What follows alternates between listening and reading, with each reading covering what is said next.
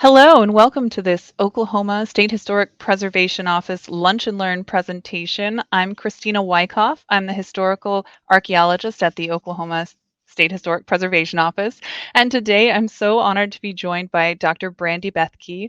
Brandi is an archaeologist and the laboratory director at the Oklahoma Archeological Survey. And her presentation today is Archaeological Investigations at Stone Ring Sites in Cimarron County. Thank you so much, Brandi. Thank you, Christina, for inviting me today to give this talk. I think we'll just get into it. We have a lot to go over today from our recent research out in the Black Mesa region of Oklahoma. So just to have a little background, for those that aren't aware, stones used to hold down teepee ring lodge covers survive as circular teepee rings over much of the Great Plains. It's a really common site type you see, especially in the northern plains and Rocky Mountains. And teepees have been known to be used by groups in these regions from at least 16,000 years ago, becoming more common in the late pre-contact period and continuing into present day, where you still have people that are using these for various camping activities. So while studies of stone ring sites are commonplace in the north, it's one of the most common site types up north, less work has been done identifying and testing similar sites in the southern plains, particularly in Oklahoma. And I have on the slide just a quick picture of what, I think most of us here probably know what a teepee looks like.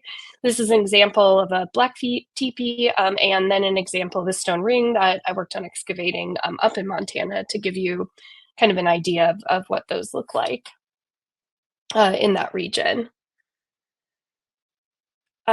So with funding from the SHPO's office, we've conducted pedestrian surveys over the course of several field seasons. Several were led by Dr. Lee Bement in 2003, 2014, and 2018. And then in 2022, I joined him with this work of documenting the stone ring sites in Cimarron County, Oklahoma.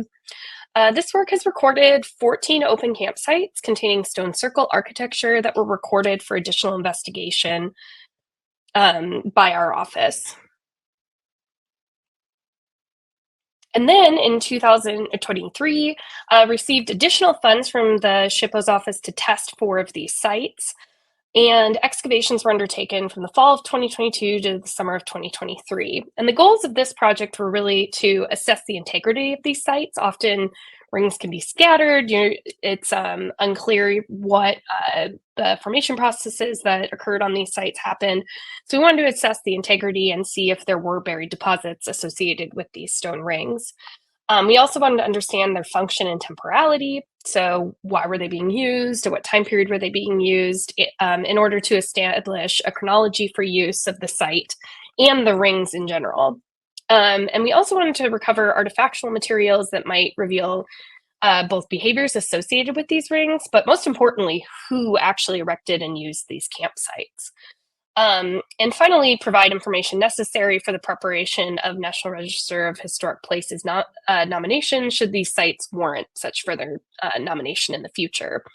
So for this talk, this project, we looked at a number of rings and did a number of excavations, but I want to focus on the results of 3 of these excavation sites, Site 34, CI 510, 521, and 526. As well as briefly share some recent finds from the latest stone ring site identified in the region, CI 574, that was recorded by Dr. Mavette last year. So first, I just kind of wanted to briefly go over the methods that we use to document these sites. Again, they're not something that are commonly documented in this region.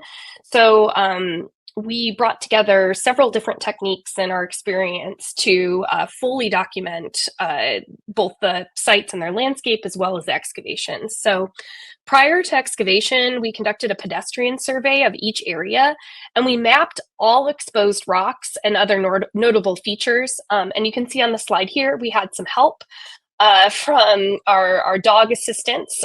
We have Jake, Lee's dog, and my dog Barley helping over here with the Frenchie with mapping these, and my dog Weldon right here helping out as well. So we had a great crew helping us with this project, along with some of our graduate students from the University of Oklahoma.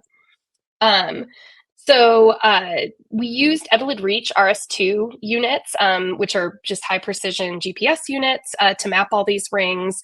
And from these, we were able to create maps showing the distribution of stone rings, which you'll see throughout this presentation. And they really, seeing these maps and kind of this bird's eye view really allowed us to better identify intact and or dispersed rings found at each site. And we were able to use that information for the placement of our excavation units. And then at site C 510 and 521, we actually worked with Dr. Scott Hammerstedt, the Oklahoma Archeological Survey, seen up here. Sorry, the drawing is a little difficult. To conduct geophysical survey of selected areas using gradiometer. Unfortunately, we didn't really get any clear signatures with the geophysical data indicative of cultural features or activity. The higher areas of magnetism that we see in this, so the dark areas you see in this map down here, doesn't really correspond to any of the Tipi rings or features we recorded, which are these red dots that you see. And so they were likely caused by local geography, animal disturbances, rather than cultural processes.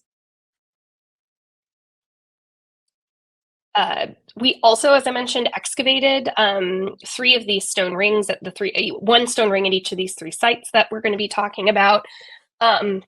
Using the standards for stone circle sites produced by the Montana State Historical Preservation Office, we mapped all architectural stones, features, and artifacts, and you can see our graduate student, Alanis, down here helping Jen Haney up here, mapping each and every one of those little rocks.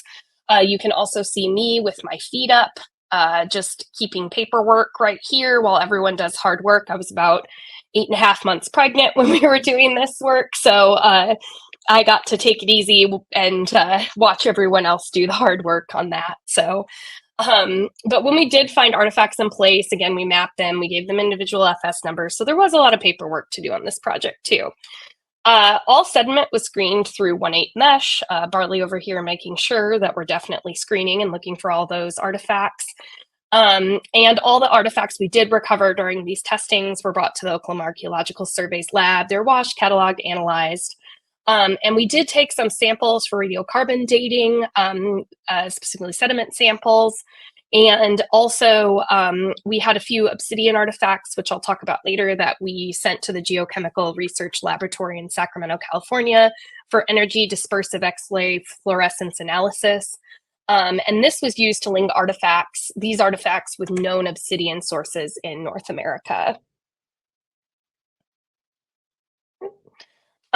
So I'm going to start off by talking about the site 34 CI 510. This is a large open-air site consisting of numerous circular arrangements of rocks overlooking an upland end of a spring-fed tributary of the Cimarron River. We surveyed a large area of the site and mapped all the stone rings or clusters we found on the surface, as well as any adjacent features. And we had at least 6 really prominent stone rings that were visible on the north end of the site. So up here in this area. We also located more possible stone rings in the south areas as well through our survey and mapping. So surface cultural material was abundant across this site. There's a lot of fire-cracked rock, chipstone debitage artifacts, including a lot of Dakota quartzite cores and flakes, which are close to this area. A ceramic fragment was also found during the survey on the surface. So you can see here. It's very, very small, about 1 centimeter big, a little bit over, but other notable features at the site include 2 rock cairns, cupules that were worked in the natural bedrock, and a lithic quarry for that Dakota quartzite. There also was a singular boulder petroglyph with a possible image of a shield-bearing warrior that was located immediately northwest of the Tipi rings. So we chose to excavate Ring 1, which was located in the northeast corner of the site. This was chosen for excavation due to the possible presence of a hearth feature at its center that you could see on the surface. And the definition of this ring was also good, and the ring displayed a fully complete circular shape. We did note a wall gap in our excavations, about 80 centimeters wide in the southeast quadrant. So on the southeast quadrant over here, oh, sorry, we don't have the mark. So here's our southeast quadrant. And a total of 119 artifacts were actually recovered in situ from Ring 1. So this was really rich deposit. Not surprisingly, there were a lot of artifacts on the surface as well. The assemblage from the interior of Ring 1 is dominated by local quartzite debitage. There were tools made from quartzite, including one bifacially modified chopper, one biface, unifaces, cores, utilized flakes. Other lithic material types recovered at the site include 2 chalcedony flakes and 2 Niobrara jasper flakes, including evidence with retouching. There was also a significant variation in artifact densities per quadrant, which you can kind of see a little bit with the dots and numbers. I know this is really small, but the smaller interior writing is kind of where you can see the artifact densities. And units R1 northeast and southeast were exhibiting higher densities in those areas. We also recovered an additional 290 artifacts from the screen and brought back to lab for analysis. This assemblage is similar to the plotted materials with quartzite debitage flakes and one uniface made of quartzite found outside the ring, as well as more chalcedony. So we mentioned that we chose this ring because of a possible hearth. In doing our excavations, the cluster of stones in the center comprising this possible hearth were observed on the surface. And when they were excavated, we excavated them as a separate feature and were able to show that this was a type of hearth feature. And so we collected soil from the interior of the hearth and were able to recover a very small amount of charred material that we sent for the sediment for radiocarbon dating. This radiocarbon date yielded an age around 1503 to 1645 AD, Cal AD. And so that was helpful that we actually did choose this one and we were able to get a pretty good date on that. In addition, at CI 510, we also happen to know, actually, maybe it will let me play from here. Nope.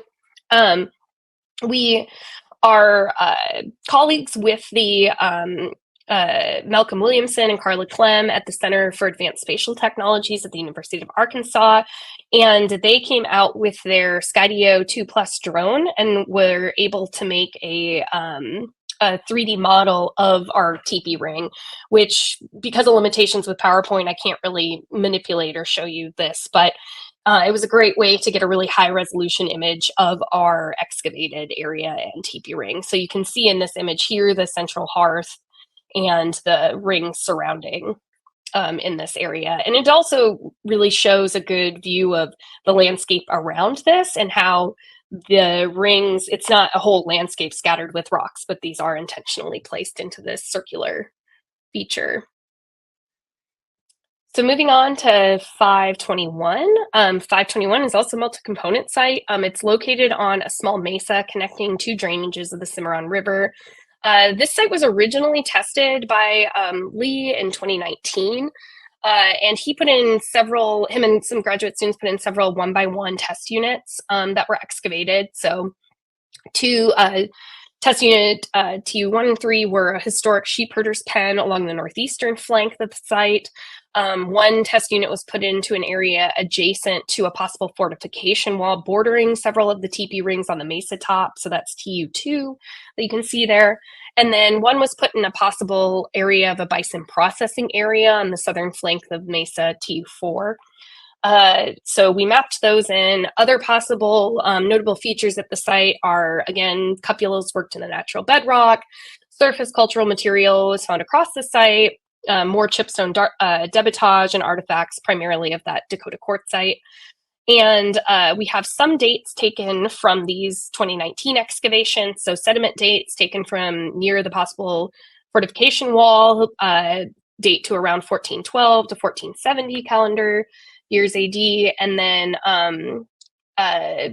there was a spirally fractured bison long bone in the processing area of TU4 that dated earlier to that sediment date of 1224 to 1292 AD. So again, we went out, we fully excavated one of these rings.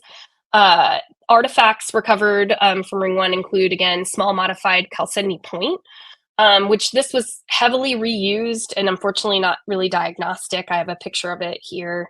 You can see, but we also found cores, hammerstone fragments, and more debitage, primarily quartzite, but we did have some Niobrara jasper and chalcedony as well. And the map you can see is similar to our original, or our 510 excavations, but this is a little bit more sparsely with the ring rocks around. But what we did find within this one, so no central hearth, but we were able to identify 2 possible post holes in the west half of the ring, which we identified as feature 1 and 3. And these were dug past the floor of the ring into the natural chalcedony. There's also a small rock ring found in the southwest quad, but there wasn't really indication that it was used for a hearth. So I have just an example here of a drawing from Wichita Elder about where Tipi rings, how the posts were put in and how they were laid down. And you can't really see it very well here, but there's a bit of this shape here where it says hole for stake. So this is where a hole for kind of that interior stake would have been to hold that up. So as Homer Seeger, the individual who drew this location, told Carl Schmidt in 1949, the rope on the inside of the teepee is tied back to the teepee west. When the wind blows, take rope and drive in hole with stake. Rope pulls down tight on the inside and one on the outside tight, have hole in floor. So essentially, this is kind of a windbreak for that inside, and so it holds up. And this possibly could be, an idea of what this postal would be used for. It also could have been used for interior architecture or scaffolding or other things within inside the teepee. So we did recover sediment from this post feature and yielded an age of around 1520 to 1653, so around the same time as that sediment from the wall fortification that we tested in 2019. And finally, we have site CI 526. And this site consists of at least 2 teepee rings overlooking a spring on the upland flat above a broad drainage of the Cimarron River. Surface artifacts at this site are sparse, with only a lithic, probably the sparsest of all 3 of the sites we're talking about, with only a lithic, scatter of lithic debitage, again, quartzite, local quartzite noted during survey. We did find 1 metate, 1 mono, and 1 orthoquartzite manuport, and a modified quartzite projectile point, similar to the one we had on the last slide. It wasn't diagnostic, it had been heavily modified. But we did observe these and we did map them. For this site, we again excavated 1 ring that was located in the northwestern corner of the site, and it was chosen due to its relative completeness of the ring witnessed on the surface. However, due to time constraints with this part of the project, we only excavated half of ring 1, along with a small 1x1 meter test unit adjacent to the ring's exterior. While we only have half of the ring excavated at the time of this presentation, it looked like the ring 1 had pretty good definition. It appears, well on the surface from the stones. It looks like it's a complete circular shape. So, and we did possibly have 2 wall gaps around that 80 centimeter wide in the northwest quadrant and the southwest quadrant. But again, these could be dispersed rocks as well. So until this ring has been completely excavated, it's kind of difficult to tell intentional gaps, part of taphonomic process, and reconstruct how this was used. But we do have some information just from this partial excavation. So we did identify one internal feature, which is a possible hearth in the southwest, or in the southwest corner of the ring. You can see here we have that feature one there. And it consisted of roughly 40 centimeter basin lined with baked earth and caliche earth underneath. And I have a photo of it here. And prior to excavating it down. So several fragments of burned rock were found throughout this. No artifacts were recovered, but soil samples were taken for flotation and dating, and radiocarbon dating of the sediment yielded a date of around 1396 to 1435 calibrated AD. And so in contrast to Ring 1 at CI 510, only 3 artifacts total were recovered in situ from this ring. 1 ground stone tool, 2-handed mono, that was just found on the surface. So somewhat sparse in situ recovery. However, we also had an additional test unit. No artifacts were recovered from this. It was a similar feature to the kind of caliche and burned rock feature we found inside. So another possible kind of hearth or cooking area. However, we didn't find these in situ, but in the screen, we were able to find 2 flakes of obsidian, and both of these sourced to the Hermes Mountains of north central New Mexico. And as far as we can find, these 2 samples are the first obsidian flakes from within a stone circle in Oklahoma. But if anyone has any information about additional obsidian found within stone circle sites in this area, please let me know. It'd be interesting to compare notes on that. So that's kind of a summary of finds of our excavations that we undertook. But while leading the OU Field School last summer, Dr. Lee Bement actually discovered another site that wasn't included in this original survey, the Cholla Rose site, CI 574. And this site, again, this is kind of small to see, but here's the site here. And it's situated between the Overlook site, which is here, which was the 2023 Field School site, and the Golden Eagle site here, which dates a little bit earlier, not necessarily Tipi ring site. So both of these sites have been excavated by Lee, Jen, and myself, but not contemporaneous with the Cholla Rose site that we know of. We're still looking into the Overlook material, and if you're interested in that, that would definitely be something you could reach out to Dr. Bement about. So when revisiting the site last spring, Lee recovered 2 metal artifacts from this site, which are pretty cool, a metal awl and a metal arrow point. And then you can also see the deflated Tipi ring area in the backside there. So these are probably some of the most diagnostic artifacts to time period that we've gotten from any of these sites, and it'd be really interesting to go back and do some additional excavations at this place. But for now, I don't have too much more information on it. So just kind of the newest information that we have available at that site. So I know I threw a lot of information and data at you, but I kind of wanted to go through and summarize some of the key findings that together kind of give us a little bit more picture and start to answer some of those initial research questions we had. So a big question we had when undertaking this work is reconstructing site age. So when did these sites date to? And you would think, although stone rings usually have associated hearths, the potential for datable charcoal within these hearths is typically low. The soil has been dispersed before being covered by aeolian deposits. Additionally, some of these dating these stone rings are complicated by the fact that many of them appear to be composites of multiple superimposed occupations, which I'll talk to a little bit in a second. And so while all 3 of these excavated sites did render radiocarbon dates that fall within this kind of accepted period of known use of Tipi rings in the area from the late pre-contact to the early contact period range, we still want to do further work to try and identify more direct charred materials, such as bone, burn corn, things like that, and or diagnostic artifacts. So being able to find, in situ excavations, some of those metal artifacts like we have at the Cholla Rose site would also support these chronologies that they were, some of these sites, the dates match up and they're being used to this kind of early contact period. But as it looks now, it seems that most of the stone rings found at these 3 sites likely date between late pre-contact and early contact periods.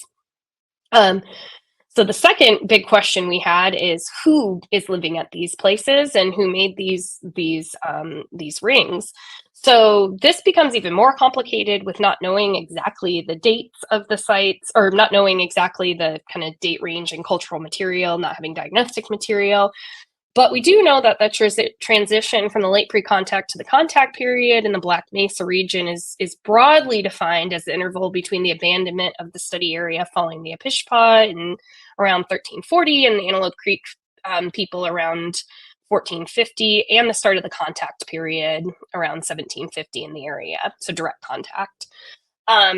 And so while we know ancestral Wichita people were occupying the region seasonally as a hunting territory at the time, and we do have some evidence to indicate possibly that some of these sites may have at times been used as temporary hunting camps by Plains people, we also know that, and we know that they did use teepees as well, as the quote from Homer Seeger shows.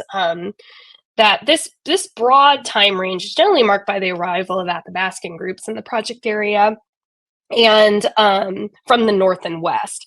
And so while we don't have any diagnostic artifacts recovered from excavations, the dates, the architecture of the site suggest that they may be affiliated with Athabascan groups or made their way into the project area during the time that Plains villagers were withdrawing permanent habitation from this region and kind of using the region more as a hunting ground. The single petroglyph example from 510 also corresponds with those proposed dates of occupation, and the shield-bearing glyph are more strongly associated with Northern Plains-style Athabascan groups. So there's a little more evidence to this. Furthermore, the presence of obsidian at 526 that source to New Mexico likely indicates occupation by these Athabascan groups because the Hermits Mountain sources were the most popular source of obsidian during this late pre-contact, early contact period, when we do know that some of these groups were inhabiting these areas. So again, it's complicated because the time period and then what we do have, it kind of goes back and forth. So we're still working this out, but then there's no definitive cultural affiliation determined, but it is likely that at least one or more of these sites represent some sort of Athabascan presence in the region. And finally, as I alluded to earlier, we were really interested in the occupation size and how these sites were used and reused over time. So at site 510, there were numerous intact and dispersed rings, suggesting that the site was not only occupied by like one big large group at a time, but was probably reused and revisited over time. This would cause some of the rings to be destroyed or dispersed when stones were reused by subsequent occupiers. We know for sure that the site of 521 was occupied multiple times, earlier times by Plains bison hunters, later by whoever was building these rings, and then even later with Euro-American sheep herders. So we have a long history of occupation at that site that is documented archaeologically. And then site 526, there's fewer intact rings here, only a few possible dispersed rings. So this area may not have been revisited as frequently. Unfortunately, we don't have any floral fauna indicated of seasonality at any of these excavations. However, 510 and 526 did contain teepees with interior fire features, which could suggest a cool or winter season of occupation. Although they are located on a relatively high point in the landscape, so that might also mean that they're indicative of warm weather occupation. So by contrast, 521 had no interior feature. It's on a very high point, and so it could indicate a possible warm season occupation. Again, the seasonality data isn't the strongest, and additional excavations would hopefully yield more information that could speak to the season of use. And we may also be seeing multiple seasons of use as well. So just some conclusions kind of sum this up, and also future research directions, since we aren't done with this work, and we're hoping to get back to many of these sites to continue our research on them. So our big question is exactly how these Tipi rings fit into the broad archaeological context of the region. And that really remains a key question, a future question to be addressed. Aspects of time period, cultural affiliation, site function, resource acquisition and use, and the interactions between these site types in the area are all key topics for further investigation. As our research to date has shown, and what I was just talking about in the previous slide, some of these questions are really difficult to answer fully through excavation of what are often very ephemeral archaeological sites. So you can see from this excavation photo here, there's a very small lens of cultural material that we're working with, and they can be quite ephemeral. And that's not just in Oklahoma, but is an issue with Tipi ring studies across the plains. So going forward, future work will focus on hopefully incorporating multiple dating methods, such as luminescence dating of soil under rocks and other techniques that can better help understand the broad chronology of the project area. And this will in turn contribute to our understanding of cultural affiliation of these sites. Additional excavations will also hopefully yield diagnostic artifacts that can provide more information on cultural affiliation. And this in turn would allow us to better understand some of these questions we have regarding patterns of migration and trade during the late pre-contact and early contact periods in the Black Mesa region. Because we know there's a lot of movement of people through this area, and we're hoping that by identifying these who is at these locations, when, how they're using them, will help answer some of those questions. Furthermore, expanding the scope of our research from a site-specific evaluation to a larger landscape scale perspective would help us better contextualize our interpretations. So future research will focus on combining data gathered from excavations with a broad scale survey of adjacent natural and cultural resources to better understand why some areas were chosen for research procurement over others. And we've already begun to do this somewhat. You can see in some of the mapping of these areas, but really continuing this high precision mapping and integrating that into kind of broad landscape scale perspectives of how these settlements are situated to key cultural and natural resources will also help us further push this research into understanding what life was like back during the time that these were used. And so that is all I have. I wanted to make sure to thank my collaborators on this, Dr. Leland Met and Dr. Jen Haney. We're hopefully going to be out again working on these more and apply for more funding for that. And then also our graduate students at OU have been great, specifically Donald Andrews and Alanis Ramos Barrios and Hayden, they've all been fantastic, as well as the landowners for giving us access to these areas. So, and of course the SHPO's office for funding our research. So thank you, everyone. Thank you so much, Brandi. That was a fantastic presentation. I really appreciate you giving it. Yeah.